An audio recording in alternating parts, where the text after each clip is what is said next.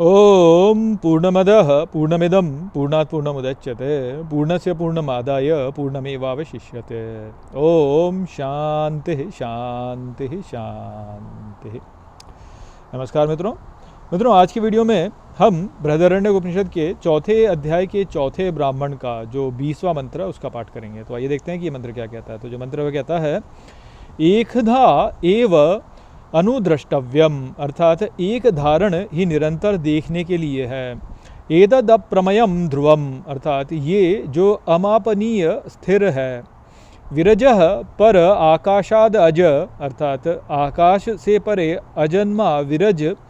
आत्मा महान ध्रुवः, अर्थात महान आत्मा जो स्थिर है। तो यहाँ पर जो है याज्ञवल्क्य जनक महाराज से कहते हैं कि एक धारण या एक धारणा ही है जो कि निरंतर देखने के लिए है। और वो कौन सी धारणा है? जो अप्रमेय और स्थिर है, जो अप्रमेय है, जिसको जो अमापनीय है आप कह सकते हैं, या जिसको जो है आप ऐसे जो है आप उसको मेजर नहीं कर सकते हैं, वो जो कि जो है क्या है, आकाश से भी परे जो अजन्मा विरज है, जो कि महान आत्मा है जो स्थिर है। तो यहाँ पे एक तो हमको बोला गया है कि जो एक ही देखने को है वो क्या है, विरज। और दूसरा बोला कि वो जो है वो अप्रमेय है, अर्थात उसका जो है कोई परिमाण नहीं है। अप्रमेय, प्र घेर नहीं, जैसे प्र क्या होता है, घेर लेना है ना, देखिए ना, परिधि में बांध दिया, किसी परिधि में बांध दिया तो घेर लेना होता है ना। तो प्र जो होता है वो परिधि जो आ रही है वो प्र धातु से आ रही है। तो प्र अर्थात घेर के या निरंतर कुछ करना, या घेर करके चारों ओर से अलग अलग रूप से निरंतर करना। तो अप्रमेय जो है वो है जो कि अप्र है, जो अप्र वाला है, जो जिसको बांध नहीं सकते आप, किसी परिधि में नहीं रख सकते आप उसको, वो अनंत है। तो वो कुछ ऐसे सीमित नहीं है, वो उसको आप ऐसे नहीं कह सकते कि अच्छा ऐसे है या वैसे है, ऐसे नहीं कह सकते आपकी इसी प्रकार से, ऐसे नहीं है वो कहीं बंधेगा नहीं, किसी भी चीज़ में नहीं बंधेगा वो। तो वो जो है वही एकधा है वास्तव में। अर्थात देखिए, हम जीवन में क्या करते हैं कि किसी न किसी धारणा के साथ डालते हैं। जैसे बोलते हैं ना योग में कि भाई धारणा, ध्यान और समाधि, है ना, कि कोई धारणा ली, उसका ध्यान किया और उसमें फिर जो है आप सम हो गए, वहीं पे जाके आप सम हो गए वास्तव में। तो ये जो धारणा है, ये धारणा जो है इसमें हम जीते हैं वास्तव में। अब होता है कि हम अलग अलग धारणाओं को लेते हैं, कभी तो हम ये होते हैं, कभी हम वो होते हैं, कभी हम वो होते हैं, कभी तो हम जो है कार्यालय में एक कार्यकर्ता होते हैं, कभी हम घर में जो है माता पिता होते हैं, कभी हम पुत्र होते हैं, कभी हम कुछ होते हैं। तो ये अलग अलग धारणाओं को हम धारण करते हैं। कभी तो हम दुख में होते हैं, कभी हम सुख में होते हैं, कभी किसी भाव में होते हैं, कभी किसी भाव में होते हैं। तो ये अलग अलग भावों को हम अनुभव करते हैं। तो क्योंकि हम इन अलग अलग भावों को अनुभव करते हैं तो हम इनमें ही रम जाते हैं वास्तव में। अब बात क्या है कि अलग अलग भावों को अनुभव करके जो है वास्तव में जो हमारा स्वरूप है वह प्रकाशित नहीं हो पाता। प्रकाशित क्यों नहीं हो पाता? क्योंकि उन भावों में ही हम जो है, उन धारणाओं में ही जो है हम रह जाते हैं। जैसे धारणा, ध्यान, समाधि बोलते हैं ना, कि कोई धारणा पकड़िए कि मान लीजिए आप जो है एक प्रकाश के पुंज की धारणा पकड़ लीजिए, अब आप उस पर ही ध्यान डाल दीजिए, ध्यान दे करके उसमें ही सम हो जाइए। या आप जो है जैसे मधुशाला जो है, मधुशाला में क्या बोला है कि राह पकड़ तू एक चला चल पा जाएगा मधुशाला, ऐसे कहा गया है। या जैसे कहते हैं ना कि भगवान ने भी क्या कहा है, व्यवसायत्मिका बुद्धि एक है। ऐसे गीता में भगवान ने बोला कि जो व्यवसायत्मिक बुद्धि होती है वो एक में लगती है, अलग अलग में नहीं लगती है ना। अब जीवन में हम देखते हैं कि हमारी जो धारणा होती है वो तो अलग अलग होती है। कभी हमको लगता है कि यार धन कमा लो खूब सारा, कभी हमको लगता है कि यार खूब मान प्रतिष्ठा प्राप्त कर लो, कभी हमको लगता है कि यार हमारा देश जो है वो श्रेष्ठ होना चाहिए, कभी हमको लगता है कि हमारा कुल जो है वो श्रेष्ठ होना चाहिए। अलग अलग धारणा होती हैं। ये मेरी बात क्यों नहीं मानता, वो मेरी बात माने, ये मेरी बात माने, मैं कभी ये हूँ, मैं कभी वो हूँ। तो दुनिया भर की चीज़ें जो हम करते हैं यहाँ पे। अब जब हम इन चीज़ों में खोए रहते हैं तो हम जो है अपने स्वरूप को नहीं देख पाते। इसीलिए जो है ध्यान का क्या महत्व बोला गया। ध्यान का महत्व क्यों बोला गया है? क्योंकि उसमें ही बोला जाता है कि आप एक धारणा को पकड़िए और फिर उस पर ही ध्यान कीजिए, उसी को देखिए बस, और किसी चीज़ पर ध्यान मत रख दीजिए। मान लीजिए आपने जो है भगवान का एक चित्र देखा, आप उस चित्र को ही निरंतर देखते जा रहे हैं। या आपने जो है जैसे मान लीजिए जलप्रपात है, आप जलप्रपात को देखिए, जलप्रपात में जल नीचे गिरता है, उसको देखते जाइए देखते जाइए देखते जाइए, तो क्या होगा, मन उसी में लीन हो जाता है, मन लग जाता है, आप सब कुछ भूल करके उसी में जो है आप वो ले जाते हैं। तो कोई भी धारणा जो है वो इस प्रकार से जब हम जाएंगे तो वो हमको लय को ले जाती है। यह ही ध्यान का महात्म्य है। तो इससे ही जो है हमें स्वरूप का बोध होता है कि अच्छा मैं वास्तव में क्या हूँ, मैं अनुभव करता हूँ जो कि इन सभी धारणाओं को अनुभव कर रहा है ना। तो जो सभी धारणाओं को अनुभव कर रहा है वो मैं हूँ, ये बोध हमको हो जाता है। इससे अधिक और कुछ नहीं है। एक बार यदि आपने ध्यान लगा के समाधि में चले गए आप, तो आपके कर्म नष्ट नहीं होंगे। ऐसा नहीं कि आपके जो प्रारब्ध कर्म है वो नष्ट हो जाएंगे, या आपने जो पाप पीछे किया वो नष्ट हो जाएंगे। उनको करने का तो उपाय अलग ही है। वो तो भगवान का नाम लेना, भगवान की भक्ति करना, वो ही इनका उपाय है वास्तव में। ये जो चीज़ है ध्यान जो है ये, या जो कहते हैं आप लय को जाना जो होता है, ये आपको केवल ये बताता है कि मैं हूँ कौन वास्तव में, मैं क्या हूँ।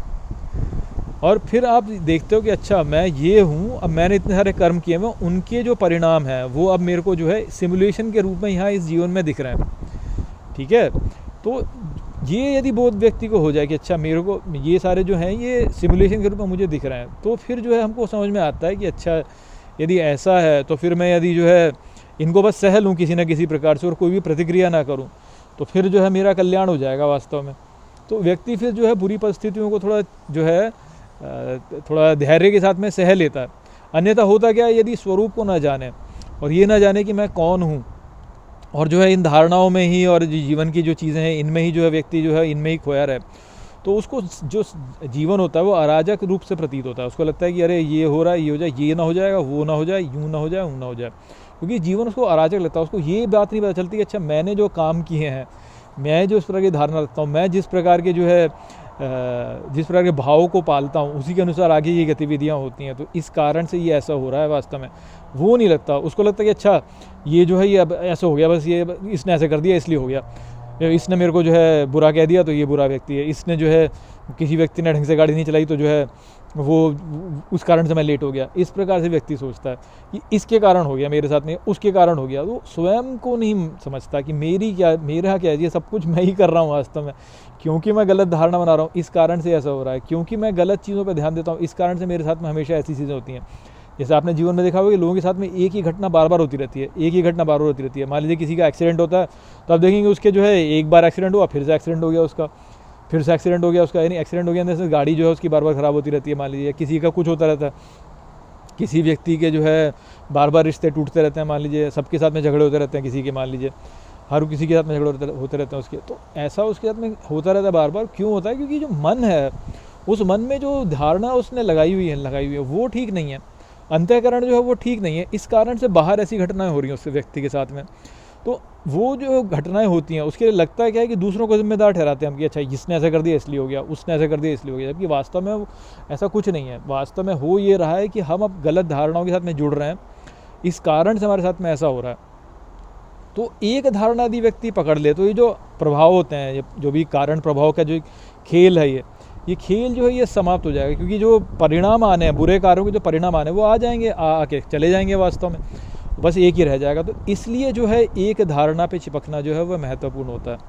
इसलिए एक धारणा पे चिपकने से जो है होता ये है कि आपके जो पाप कर्म वो नष्ट हो जाते हैं। जैसे कहते हैं ना कि भगवान का नाम लो तो भगवान के नाम लेने से पाप कर्म नष्ट होते हैं। क्यों होते हैं? क्योंकि भगवान का नाम यदि आप लेते जाओ, मन में आप भगवान का नाम लेते जाओ, बस बार बार भगवान का नाम भगवान का नाम भगवान का नाम लेते जाओ, तो अन्य विचार आपके मन में उठेंगे नहीं।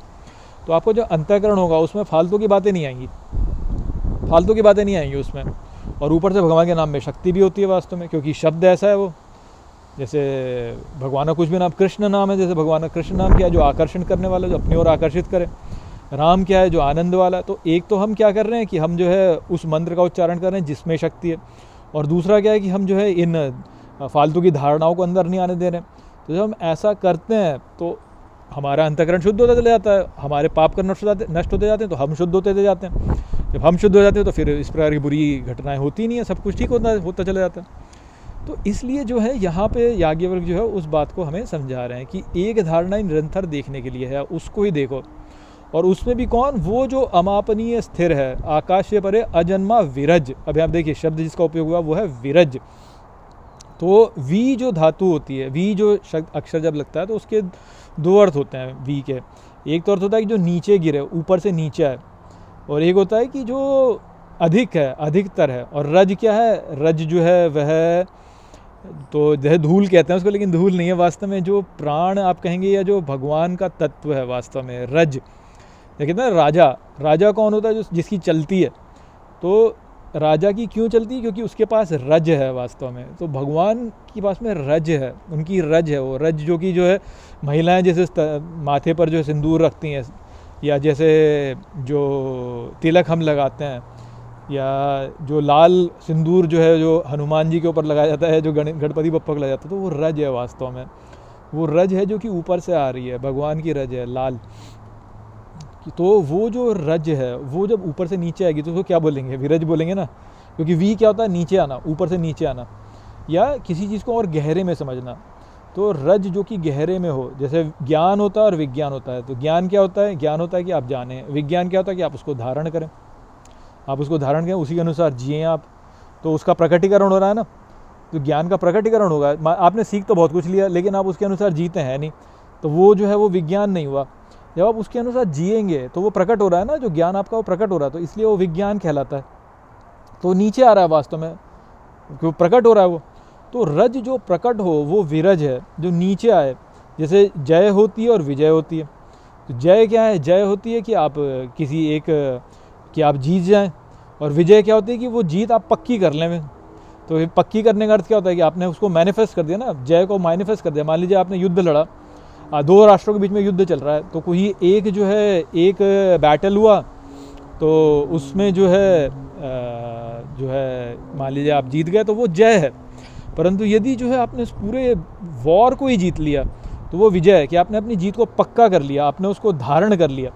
तो वी होता है धारण करना, नीचे आना, प्रकट होना, वो भी होता है। तो जब विरज है वो क्या है? कि रज का प्रकट होना, तो भगवान का प्रकट होना। तो भगवान का प्रकटीकरण कैसे होता है? एक ही धारणा, ध्रुव धारणा को यदि आप पकड़ लेंगे तो भगवान प्रकट हो जाएंगे। तो वो कई प्रकार से होता है। भगवान के नाम से प्रकट हो सकते हैं, भगवान के नाम की धारणा पकड़ लो तो भगवान प्रकट हो जाएंगे, या भगवान का ध्यान कर लो तो प्रकट हो जाएंगे भगवान। तो जब आप उस धारणा में रहते हैं, उस धारणा में ही सदा रहते हैं, तो भगवान प्रकट हो जाते हैं। भगवान का प्रकटीकरण इसी प्रकार से है, ठीक है ना। जैसे कहते हैं ना भगवान का अवतार होना, तो अवतार होना क्या होता है? वो यह ही होता है वास्तव में। जैसे देखिए रामायण जो है, रामायण का आरंभ कैसे होता है? रामायण का जो आरंभ है उसमें जो है वाल्मीकि महाराज जो है वो क्रौंच पक्षी को देखते हैं, क्रौंच पक्षियों को देखा उन्होंने। तो वो क्रौंच जो शब्द है वो क्या है? विक्षेप है वास्तव में, विक्षेप का सूचक होता है वो, ठीक है।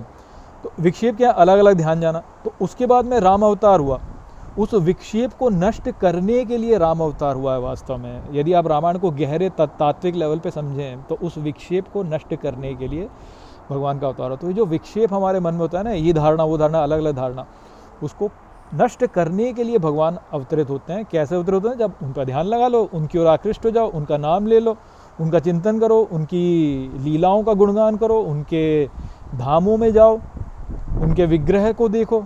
तो इस प्रकार से भगवान प्रकट होते हैं, यही भगवान का अवतार है वास्तव में।